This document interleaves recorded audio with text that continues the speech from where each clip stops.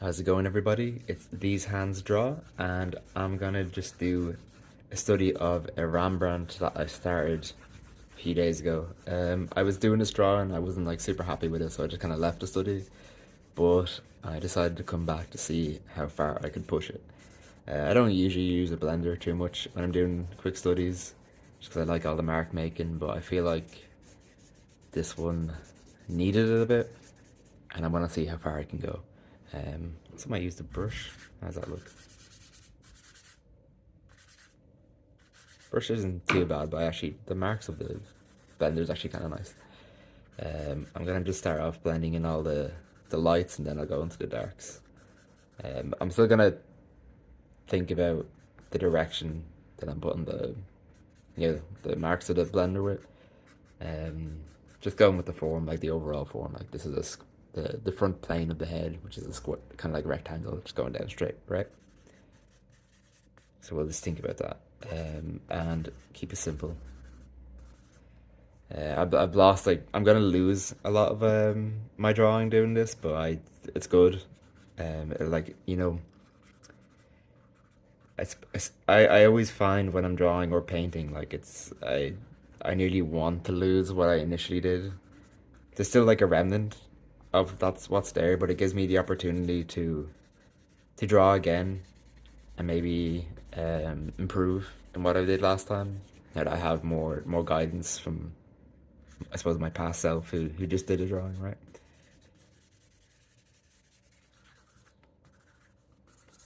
We're nearly done scrubbing up here. The original painting is like very dark, so I'm not gonna go that dark today. I'm just gonna worry about maybe the edges. I don't know what happened here, but that mark's gonna have to stay. Let me take up my pencil. This is the brand here. I just got it in like a hobby store. Right, is it gonna focus? Oh, there we go.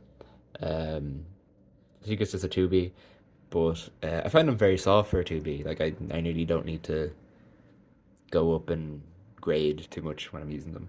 But they're a nice pencil. They sharpen well. This is the sharpener I use. I can't. Does it have the brand? No. But I think if you just look up like Bullet pencil sharpener, this is my favorite one. They also come with like replaceable blades. They're really nice. I think it's brass bullet pencil sharpener. You might be able to find it. So back into the drawing. Actually, let me zoom in on my reference here because it's a bit small, and we can get going. I'm gonna go back over the darker areas first, just to have something solid on the page for myself. And always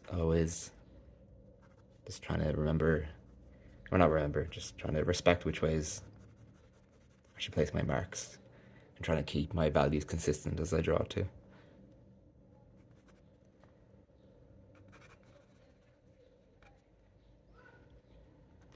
Now I do have the windows open in the apartment, so if you hear background noise, that's just gonna have to happen. It might be a nice ambience. There also might be people beeping. There's a lot of people beeping outside the apartment, even though it's a one-way street. And it doesn't like the traffic moves very, you know, consistently every day. But there's always beeping. There's always people angry at each other. I'm not going to be worried about too much. Like I'm not, I suppose, thinking about my proportions too much because I suppose I'm semi-trusting that I did it okay the first time, and it's not necessarily what I'm drawing this for.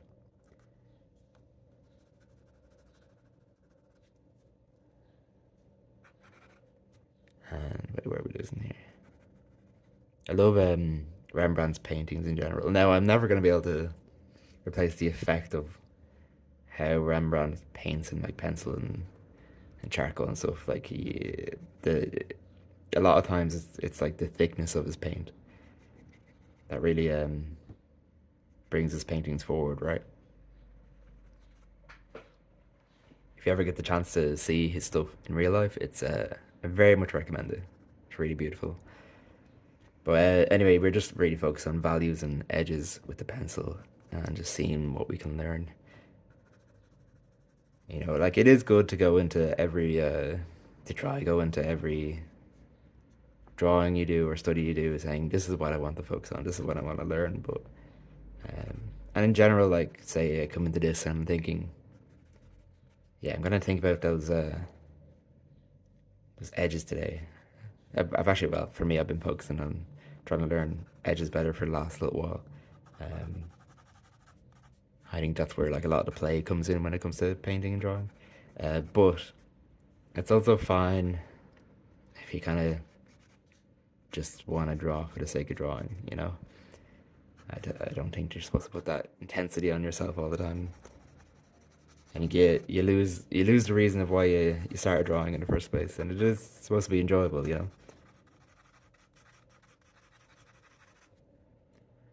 Of course, though, also, I know for me, like, the enjoyable bit is also learning. I love improving, I love studying.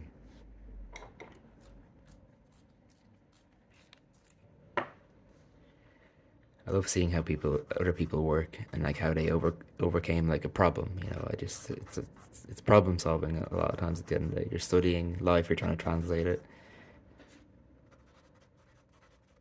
Your problem is how the hell do I do that? And you're you're learning from other people. Where are we here? I'll go back over to this eye, I think.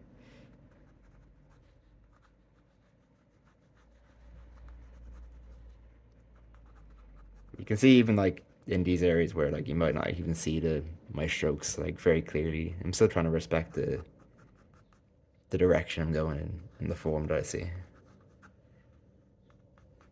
I think it's not very clear, but I think there's something about that that comes across.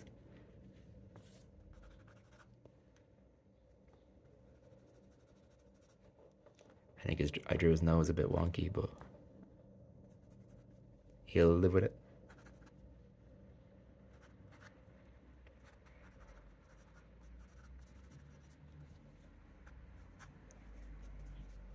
Yeah, I'm actually gonna go up and close those windows. I'll be right back. You know, I don't edit because I just, it feels like you're here, you know?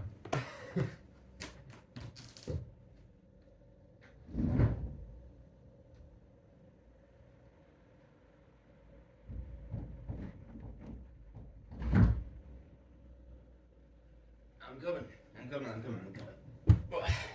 Okay. Where were we? Was I doing the eye? No, I was like in the nose area, wasn't I? I'm gonna get a lot of charcoal on my hand. Not my charcoal, graphite in my hand doing this, but I'll wash my hands afterwards. I find it hard to keep clean while drawing or painting. I'm always somewhat a bit of a mess. Just get too focused on what I'm doing, you know? I can't think of the cleaning. Though when I'm painting, I try to stay like semi-organized in how I keep my paints around a little bit. I know some people they organize their mixing palette by how even like dark and like their values are over, like they go from light to dark, and they're part of the palette that they're mixing on, and they have like hues and stuff. But that's just not my style, I suppose. um, I just use when I paint. I just use the same five colors I've always used, just brown and then red, white, and blue. Red, white, blue, yellow.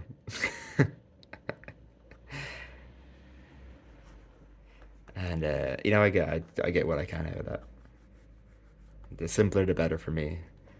Or I lose concentration.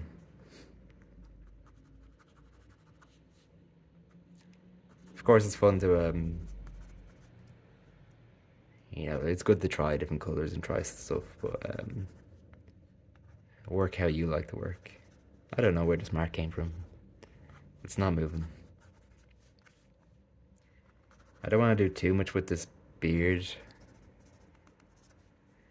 because like it's just a soft form in general.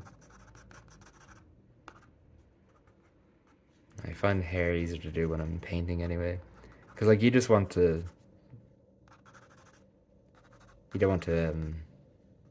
what am I looking for? You don't want to be going in drawing each individual hair. You just want the idea of it.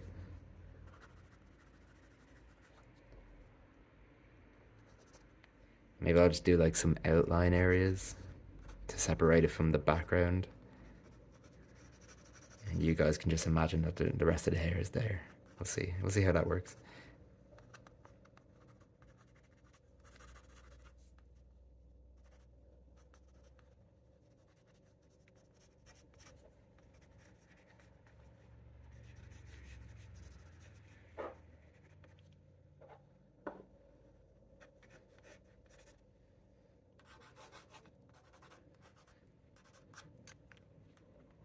Okay, separate where the head is from the hair as well. Can't leave that completely lost. And you know, like when I speak about edges, I'm just speaking about. I always try to just. I'm sure I've explained this multiple times in different videos, but you know, it's just where things start to turn, right? You know, like this transition. How do I explain this? Where's my pencil? Let's do it down here. Okay, say we have a box or a cube and we're viewing it from above or to the side. This transition from light to dark here, that's like a hard edge. It's very quick. But if I lighten this a little bit or I darken the other side, it's a softer turn, so it's a softer edge. Um, we see that everywhere. Edges are super important and I find very interesting.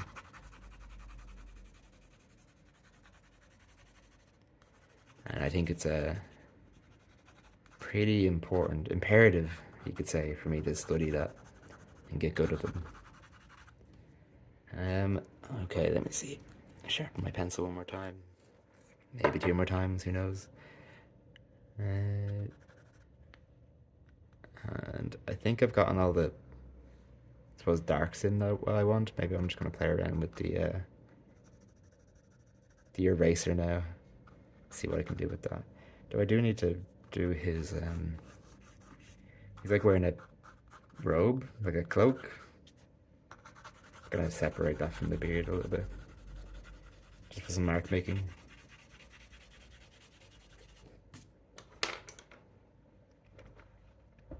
Maybe I'll try to 12B.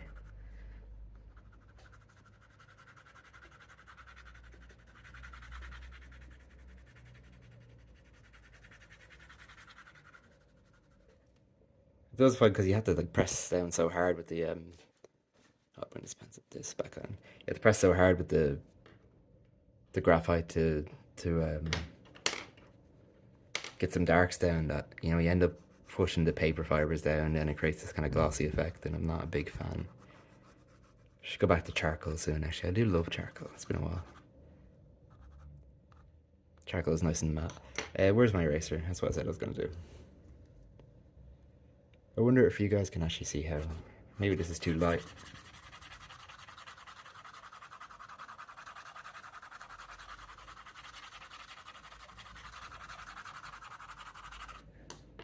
Let's mess around here. Like the lightest bit's gonna be the forehead usually, just because the light's usually coming down, so the forehead's gonna capture a lot of that. And even you know when you think of you know, you see like highlights on the lips and the chin and whatever. They definitely do have like their individual highlight, um, but it's darker than the highlight up here. Um, Now, usually I think you see the strongest or highlight is right around it. Also, and by strongest I mean like the most contrasting is on like the nose or the eyes sometimes. Um, and that is true, but it's only because of the stuff surrounding it. Like the one on the forehead can be the lightest, but it can still be soft because everything around it is also light. I suppose like what I'm thinking of is like which one like do you want to be the most prominent? Usually it's the eyes. I also find the nose as well. Well, I suppose you want people looking into the eyes, but it's you have to think also of the overall eye socket and how the hard and soft edges make you look there. It's not about the one highlight, you know. And I know I'm going in with the eraser here and making these kind of all similar, but we're gonna go back in with our pencil and dull some of them down as well.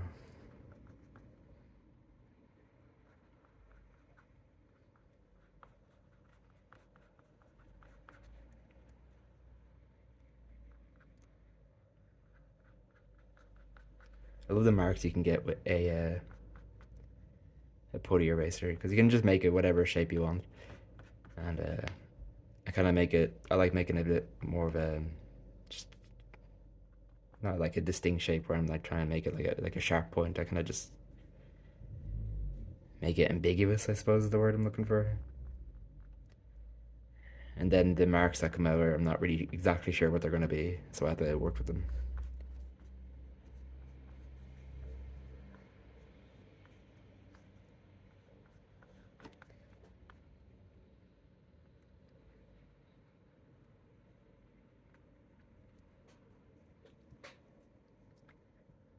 Okay, I think we're just about done with the eraser here. Now you can see again, like I'm, like I've made loads of little white marks, but they've lost their effect because there's so many of them. So none of them are that important because there's too many of them around.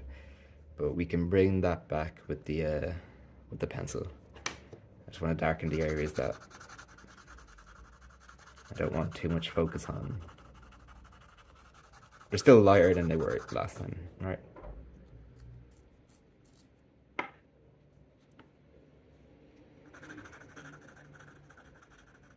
And it also gives me an opportunity to just apply some kind of small mark making, eh? I never really want to lose that.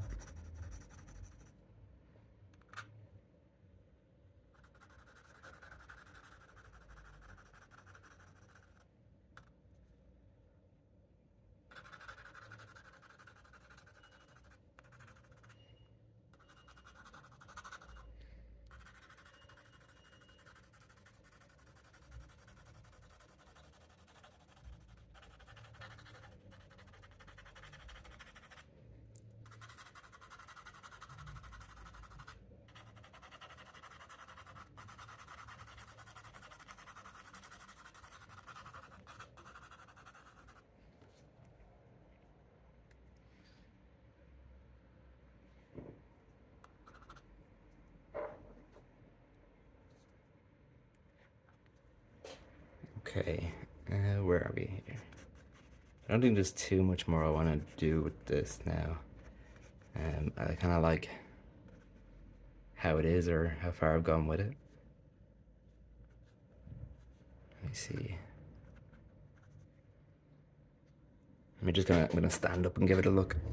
Hard to see from where I'm drawing.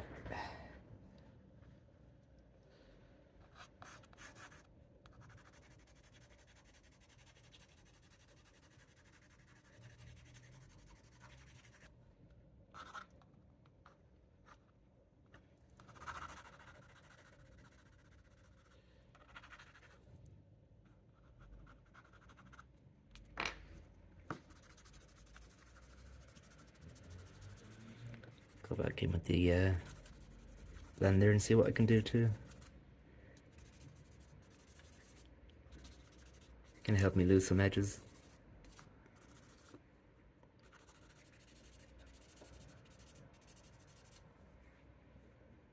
Yeah, I think that's okay. I'm happy enough with how this turned out.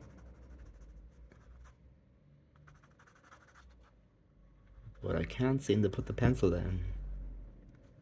No, okay. We'll we'll leave it there, I think. Get the background a bit more succinct. Okay.